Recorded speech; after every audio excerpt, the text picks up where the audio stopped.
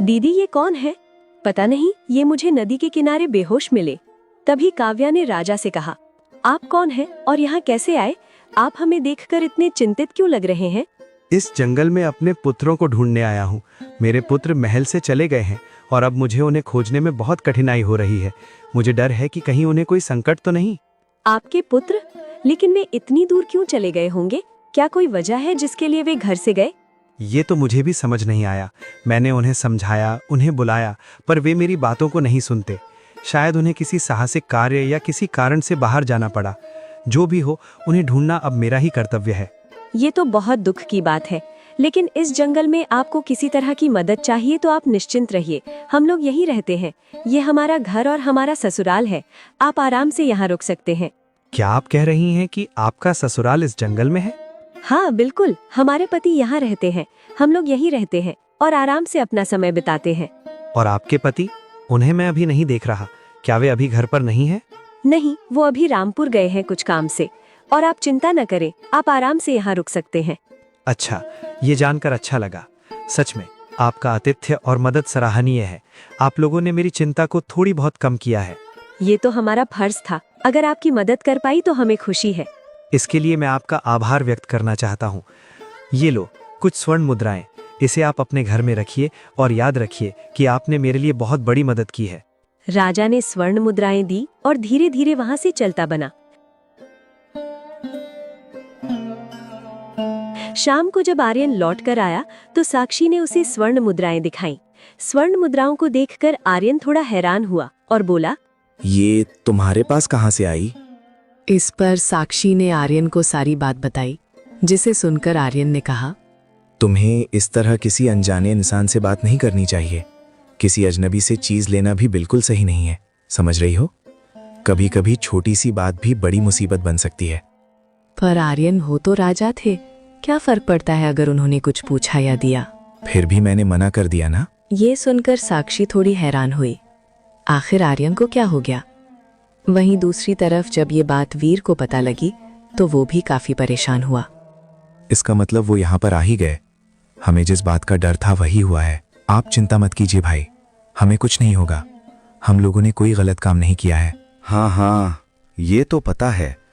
फिर भी हम लोग वहां से जिस तरह आए हैं उस हिसाब से तो हमने बहुत ही गलत काम किया है। ये सुनकर आर्यन भी सोच में पड़ गया। वहीं उन दोनों की बातें साक्षी ने सुन ली, जिसे सुनकर वो थोड़ी हैरान हुई। आखिर इन्होंने ऐसा क्या किया है जिस वजह से ये इतना परेशान हो रहे हैं? मुझे काव्या से इस बारे में बात करनी चाहिए। और ये कहकर उसने काव्या को सारी बात बताई।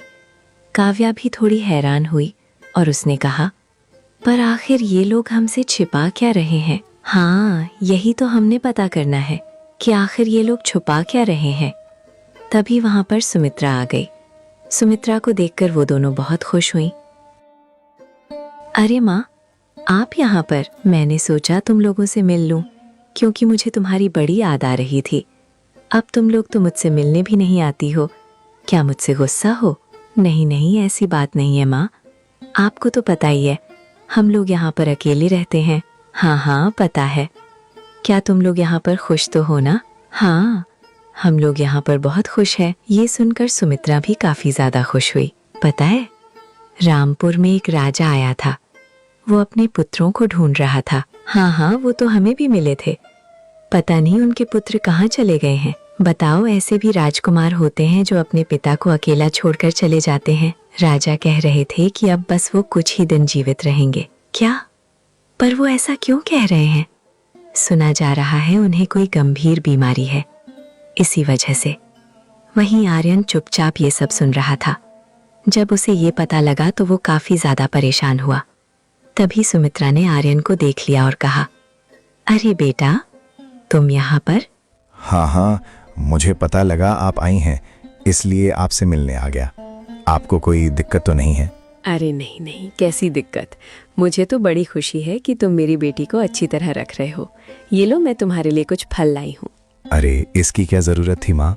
इसके बाद सुमित्रा ने उन्हें कुछ फल दिए, पर आर्यन थोड़ा परेशान लग रहा था, जिसे देखकर साक्षी भी थोड़ी हैरान हुई और इसके बाद सुमित्रा वहां से चली गई। सुमित्रा के जाने के बाद साक्षी ने काव्या से कहा, मुझे ऐसा लग रहा है ये लोग कुछ बड़ी बात छुपा रहे हैं, हमें पता लगाना चाहिए। हाँ हाँ, ये तो तुमने ठीक कहा, पर हमें इस बात का भी ध्यान रखना पड़ेगा कि कहीं उन्हें पता नहीं लग जाए।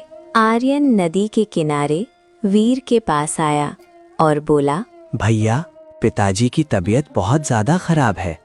अब बस कुछ ही दिनों के मेहमान हैं। ये तुम क्या कह रहे हो आर्यन? मैं बिल्कुल ठीक कह रहा हूँ। अभी मैंने सुमित्रा चाची के मुंह से ये सब सुना है। वो बता रही थी, इसलिए पिताजी हम लोगों को ढूंढ रहे हैं। ये सुनकर वीर भी काफी ज्यादा परेशान हो गया। वहीं काव्या और साक्षी दोनों ने उन दोनों की सारी बातें सुन ली, जिससे उन्हें समझ नहीं आया कि वही दोनों राजकुमार हैं। और वीर ने कहा, तो इसका मतलब अब हमें महल चलना चाहिए। हाँ हाँ भैया, क्योंकि हम नहीं चाहते पिताजी को कुछ भी हो जाए। ठीक है, पर हम उन दोनों को क्या जवाब देंगे? उन्हें किसी ना किसी दिन असलियत पता लग ही जाएगी, इसलिए हमें उन्हें सब कुछ बता देना चाहिए। इसके बाद जैसे ही वो घर जाने के लिए मुड़े, वैसे ही उन्हें काव्या और साक्षी मिल गई। उन्हें देखकर वो दोनों काफी हैरान हुए और वीर ने कहा, अरे तुम दोनों यहाँ क्या कर रही हो? हमें आप लोगों पर पहले से ही शक हो गया था। आप हमसे कुछ न कुछ छुपा रहे थे। हाँ बिल्कुल, हमें पता है हमसे बहुत बड़ी भूल हुई है। तुम्हारा अधिकार था ये सब जानने का। तो फिर आपने हमसे इतनी बड़ी बात क्यों छुपाई और आप इस तरह अपने पिताजी को छोड़कर क्यों चले आए? क्योंकि हमें साधारण जिंदगी जीनी थी, हमें महलों वाली जिंदगी अच्छी नहीं लगती थी। इसी वजह से हम राजपाट छोड़कर चले आए। पर ये तो अच्छा नहीं है। अब आपके पिताजी कितने परेशान हैं आपको पता है ना, उन्हें गंभीर बीमारी है। हाँ हाँ, मुझे पता है, और इसीलिए कल सुबह हम लोग महल जा रहे हैं। तुम लोग बहुत ही अच्छे हो, हमें तुम्हारे साथ बहुत अच्छा लगा और हमें एक अच्छा जीवन साथी भी मिल गया है। हमें जिसकी तलाश थी, हमारी तलाश पूरी हुई। हाँ हाँ भैया, बिल्कुल ठीक कह रहे हैं। अब हम लोग महल आराम से जा सकते हैं। अगली सुबह वो लोग महल के लिए निकल गए और कुछ ही समय में महल पहुंच गए।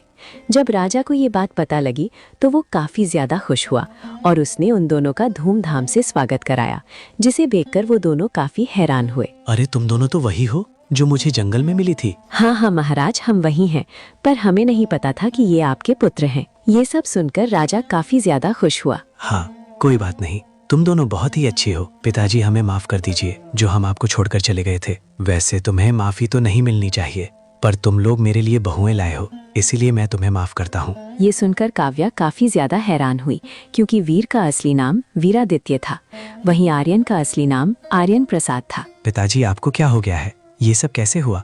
हमें पता नहीं था हमारे जाने के बाद आपको इतनी गंभीर बीमारी हो जाएगी। अरे किसने कहा मुझे बीमारी है? मैं तो अभी 100 साल तक और जीऊंगा। आपने ही तो ये घोषणा करवाई थी कि आपकी हालत बहुत ज्यादा खराब है और आप कुछ दिनों बाद मर जाएंगे। अरे ये सब तो मुझे करना पड़ा, वरना क्या तुम दोनों मुझे मिल रहे थे क्या? इसका मतलब आपने हमें वापस बुलाने के लिए ये सब किया था। और क्या, सेनापति ने मुझे यही उपाय दिया, क्योंकि इस तरह से तुम कहीं नहीं मिले। मैं काफी परेशान हुआ, तभी मुझे यही उपाय समझ आया और इसीलिए मैंने झूठी अफवाह फैलाई। पर पिताजी, आपने हमारे साथ ऐसा क्यों किया? क्योंकि बेटा, अब मैं बूढ़ा हो गया हूँ और मैं चाहता हूँ कि तुम लोग राज संभालो। इस तरह राज्य से भागना अच्छा नहीं है, और वैसे भी तुम दोनों का विवाह भी हो गया है।